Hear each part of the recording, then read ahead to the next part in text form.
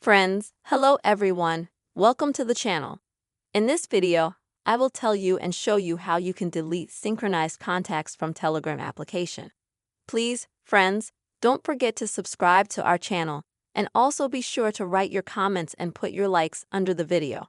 So, friends, let's get started. And now I will show you everything step by step. First of all, open the Telegram app on your device. After that, go to Settings at the bottom. In the Settings, scroll a little bit and open the Privacy and Security option. Next here, scroll down to the bottom and find the Data Settings option. And here you will have to click on the very first option, Delete Synchronized Contacts.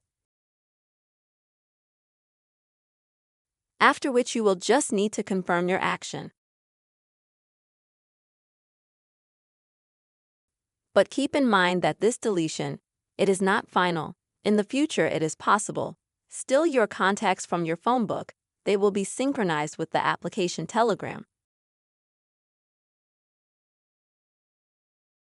If you're happy with that, then click Delete to continue with this action. That's the way, friends, you can quickly and easily delete synchronized contacts from Telegram app. I really hope this video has been useful and helpful to you, friends.